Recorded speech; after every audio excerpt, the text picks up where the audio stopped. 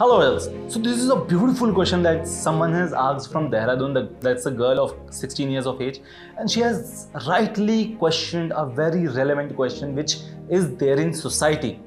I'll just take you through what the question she asked, and then we'll discuss on this. Right?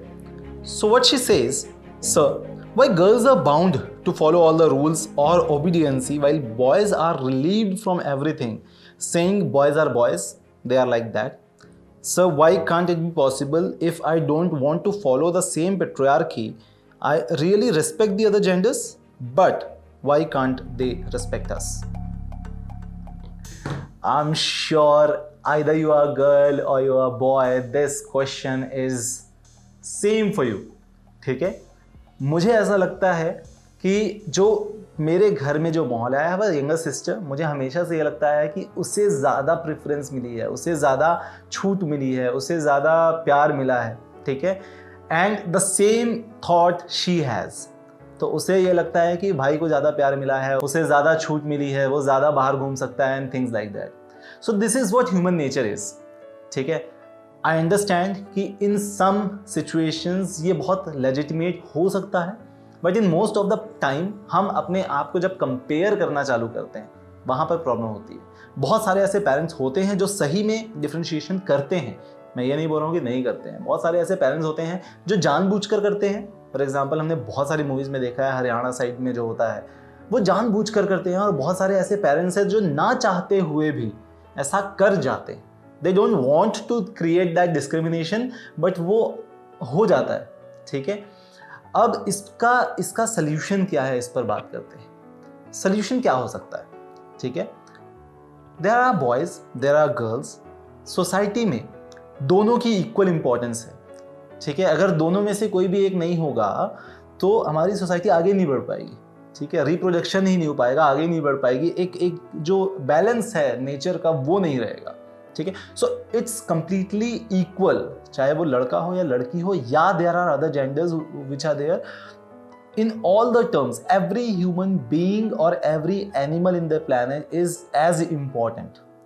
ठीक है, अब ये हमारे thought process पे, हमारे बिहेवियर पे, हमारे पर्सपेक्टिव पे डिपेंड करता है कि हम ये सोच रहे हैं कि लोग जो हैं वो किसी एक स्पेसिफिक जेंडर को प्रमोट कर रहे हैं. ठीक है, ये रियलिटी हो भी सकती है, in most of the cases ऐसा होता भी है. तो हम क्या करते हैं, हम इसको दोनों को अलग अलग समझते हैं. पहला, जहाँ पर सचमुच में वो डिस्क्रिमिनेशन होता है. दूसरा, जहाँ हमें लगता है कि वो डिस्क्रिमिनेशन हो रहा है पर वो डिस्क्रिमिनेशन नहीं हो रहा है. ठीक है, तो हमें लग सकता है. जहाँ पर वो डिस्क्रिमिनेशन सच में हो रहा है, फॉर एग्जांपल बिहार है, उत्तराखंड में मुझे नहीं पता उतना, बिहार हो गया आपका, हरियाणा हो गया, इस तरफ में वो डिस्क्रिमिनेशन थोड़ा सा है जो धीरे धीरे धीरे धीरे सोसाइटी चेंज हो रही है, लोग चेंज हो रहे हैं. People are going out for sports, people are going out for their jobs और बिजनेसेस. धीरे धीरे वो जो सोसाइटी है वो खुल रही है. तो इसमें सोसाइटल एस्पेक्ट समझना बहुत ज़रूरी है, क्योंकि वो सोसाइटी में कई सालों से चला आ रहा है. तो उसको आप एकदम से बदल पाओ ये मुश्किल है. ठीक है, पर नामुमकिन नहीं है. अब इसके लिए करना क्या पड़ेगा? इसके लिए गीता फोगाट जैसा बनना पड़ेगा, इसके लिए मैरी कॉम बनना पड़ेगा, इसके लिए आपको पीवी सिंधु बनना पड़ेगा. इसके लिए अपने आप को प्रूव करना पड़ेगा कि इवन गर्ल्स आर इक्वल. ठीक है, अगर आपकी फैमिली में या आपकी सोसाइटी में वो चीज़ नहीं है तो उससे आपको फाइट करना पड़ेगा. फाइट मतलब ये नहीं कि जाके अगले को घूसा मार दो. ठीक है, फाइट मतलब आपको अपने आप को प्रूव करना पड़ेगा, अपने सक्सेस स्टोरी लिखनी पड़ेगी, and that success story is going to create the completely different mindset to that society. ठीक है, तो यहाँ पर आता है सोसाइटी और कल्चर, जहाँ पर सचमुच में डिस्क्रिमिनेशन हो रहा है. दूसरा, जहाँ पर हमें लगता है कि डिस्क्रिमिनेशन हो रहा है, जैसे मेरे घर में हमें लगता है कि वो डिस्क्रिमिनेशन हो रहा है, बट वो पेरेंट नहीं चाह रहा कि वो डिस्क्रिमिनेशन हो. ठीक है, वहाँ पर क्या किया जा सकता है? वहाँ पर हमें खुद को समझाना पड़ेगा कि यार अगर कुछ चीज़ें मेरे फ़ायदे की होंगी तो कुछ चीज़ें मेरे नुकसान में भी हो सकती हैं. अगर कभी मुझे दिन भर घर से बाहर रहने की परमिशन है तो मुझे रात को 7 बजे 8 बजे के बाद घर आने की लायबिलिटी भी है. ठीक है, हो सकता है वो जो घर में लड़का हो, जो बॉय हो, उसके वो लायबिलिटी ना हो.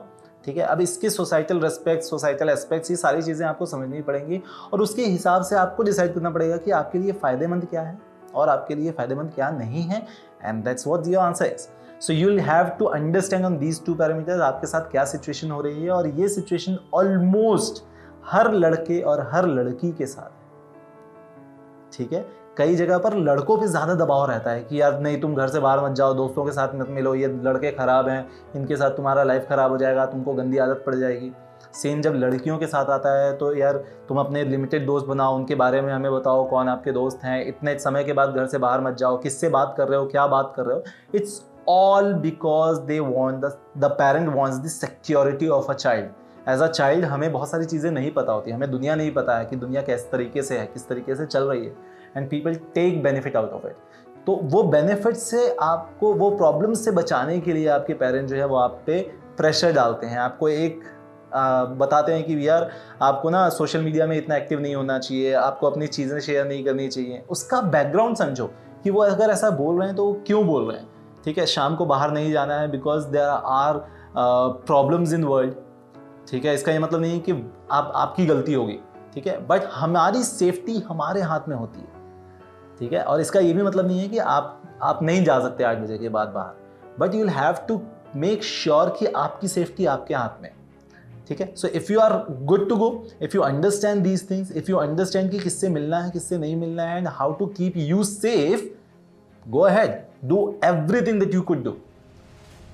That's it. Thank you.